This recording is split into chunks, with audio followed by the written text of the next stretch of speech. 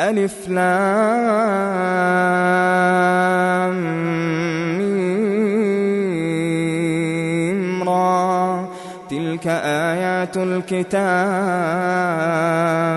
والذي أنزل إليك من ربك الحق ولكن أكثر الناس لا يؤمنون الله الذي رفع السماوات بغير عمد ترونها ثم استوى على العرش وسخر الشمس والقمر كل يجري لأجل مسمى يدبر الأمر يفصل الآيات لعلكم بلقاء ربكم توقنون وهو الذي مد الأرض وجعل فيها رواسي وأنهارا ومن كل الثمرات جعل فيها زوجين اثنين يغشي الليل النهار إن في ذلك لآيات لقوم يتفكرون وفي الأرض قطع متجاورات وجنات من أعناب وزرع ونخيل صنوان وغير صنوان يسقى بماء واحد ونفضل بعضها على بعض في الأكل إن في ذلك لآيات لقوم يعقلون وإن تعجب فعجب قولهم أإذا كنا ترابا أإنا لفي خلق جديد أولئك الذين كفروا بربهم وأولئك الأغلال في أعناقهم وأولئك أصحاب النار هم فيها خالدون ويستعجلونك بالسيئة قبل الحسنة وقد خلت من قبلهم المثلات وإن ربك لذو مغفرة للناس على ظلمهم وإن ربك لشديد العقاب ويقول الذين كفروا لولا أنزل عليه آية من ربه إنما أنت منذر ولكل قوم هاد الله يعلم ما تحمل كل أنثى وما تغيض الأرحام وما تزداد وكل شيء عنده بمقدار عالم الغيب والشهادة الكبير المتعال سواء منكم من أسر القول ومن جهر به ومن هو مستخف بالليل وسارب بالنهار له معقبات من بين يديه ومن خلفه يحفظونه من أمر الله إن الله لا يغير ما بقوم حتى يغيروا ما بأنفسهم وإذا أراد الله بقوم سوءا فلا مرد له وما لهم من دونه من وال هو الذي يريكم البرق خوفا وطمعا وينشئ السحاب الثقال ويسبح الرعد بحمده والملائكة من خيفته ويرسل الصواعق فيصيب بها من يشاء وهم يجادلون في الله وهو شديد المحال له دعوة الحق والذين يدعون من دونه لا يستجيبون لهم بشيء إلا كباسط كفيه إلى الماء ليبلغ فاه وما هو ببالغه وما دعاء الكافرين إلا في ضلال. ولله يسجد من في السماوات والأرض طوعا وكرها وظلالهم بالغدو والآصال. قل من رب السماوات والأرض قل الله. قل أفاتخذتم من دونه أولياء لا يملكون لأنفسهم نفعا ولا ضرا. قل هل يستوي الأعمى والبصير أم هل تستوي الظلمات والنور أم جعلوا لله شركاء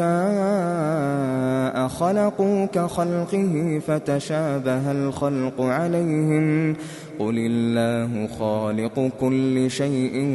وهو الواحد القهار. أنزل من السماء ماء فسالت أودية بقدرها فاحتمل السيل زبدا رابيا ومما يوقدون عليه في النار ابتغاء حلية أو متاع زبد مثله كذلك يضرب الله الحق والباطل فأما الزبد فيذهب جفاء وأما ما ينفع الناس فيمكث في الأرض كذلك يضرب الله الأمثال للذين استجابوا لربهم الحسنى والذين لم يستجيبوا له لو أن لهم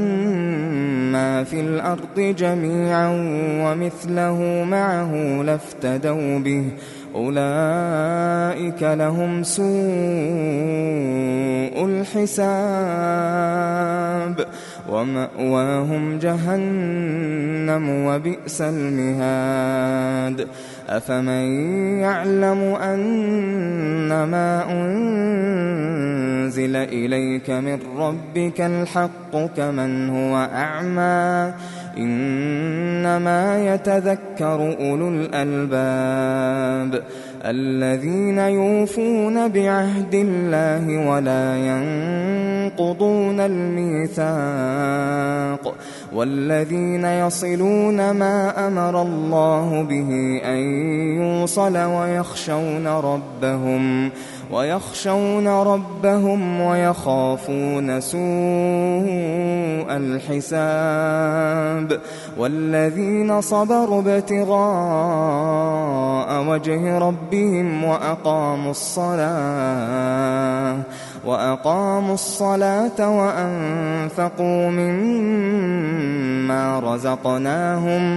وأنفقوا مما رزقناهم سرا وعلانية ويدرؤون بالحسنة السيئة أولئك لهم عقبى الدار جنات عدن يدخلونها ومن صلح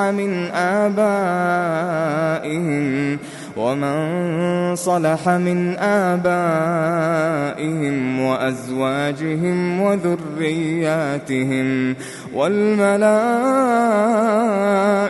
يدخلون عليهم من كل سلام عليكم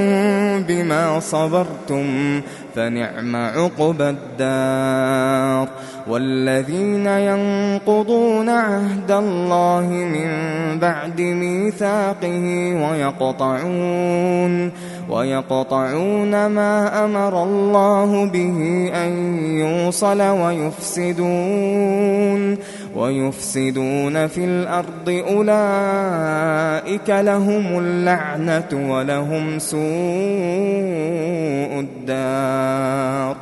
الله يبسط الرزق لمن يشاء ويقدر وفرحوا بالحياة الدنيا وما الحياة الدنيا في الآخرة إلا متاع وفرحوا بالحياة الدنيا وما الحياة الدنيا في الآخرة إلا متاع. ويقول الذين كفروا لولا أنزل عليه آية من ربه قل إن الله يضل من يشاء ويهدي إليه من أناب. الذين آمنوا وتطمئن قلوبهم بذكر الله ألا بذكر الله تطمئن القلوب ألا بذكر الله تطمئن القلوب. الذين آمنوا وعملوا الصالحات طوبى لهم وحسن مآب.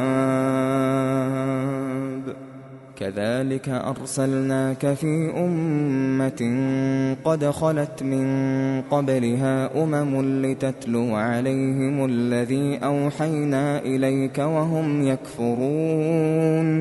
وهم يكفرون بالرحمن. قل هو ربي لا إله إلا هو عليه توكلت وإليه متاب. ولو أن قرآنا سيرت به الجبال أو قطعت به الأرض أو كلم به الموتى بل لله الأمر جميعا أفلم ييأس الذين آمنوا أن لو يشاء الله لهدى الناس جميعا. ولا يزال الذين كفروا تصيبهم بما صنعوا قارعة أو تحل قريبا من دارهم حتى يأتي وعد الله إن الله لا يخلف الميعاد. ولقد استهزئ برسل من قبلك فأمليت للذين كفروا ثم أخذتهم فكيف كان عقاب. أفمن هو قائم على كل نفس بما كسبت وجعلوا لله شركاء قل سموهم أم تنبئونه بما لا يعلم في الأرض أم بظاهر من القول بل زين للذين كفروا مكرهم وصدوا عن السبيل ومن يضلل الله فما له من هاد. لهم عذاب في الحياة الدنيا ولعذاب الآخرة أشق وما لهم من الله من واق. مثل الجنة التي وعد المتقون تجري من تحتها الأنهار أكلها دائم وظلها تلك عقبى الذين اتقوا وعقبى الكافرين النار. والذين آتيناهم الكتاب يفرحون بما أنزل إليك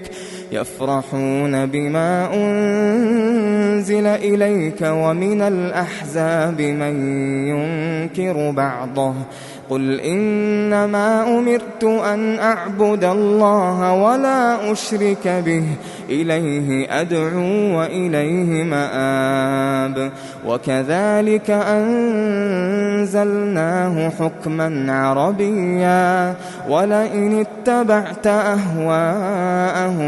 بعدما جاءك من العلم ما لك من الله من ولي ولا واق ولقد أرسلنا رسلا من قبلك وجعلنا لهم أزواجا وذرية وما كان لرسول أن يأتي بآية إلا بإذن الله لكل أجل كتاب يمحو الله ما يشاء ويثبت وعنده أم الكتاب وإما نرينك بعض الذي نعدهم أو نتوفينك فإنما عليك البلاغ وعلينا الحساب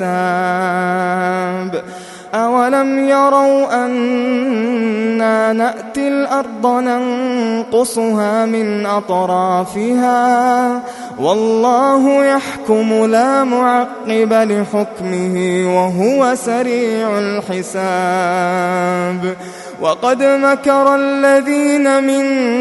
قبلهم فلله المكر جميعا يعلم ما تكسب كل نفس وسيعلم الكفار لمن عقبى الدار ويقول الذين كفروا لست مرسلا قل كفى بالله شهيدا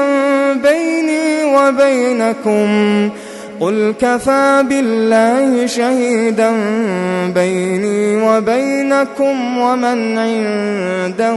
علم الكتاب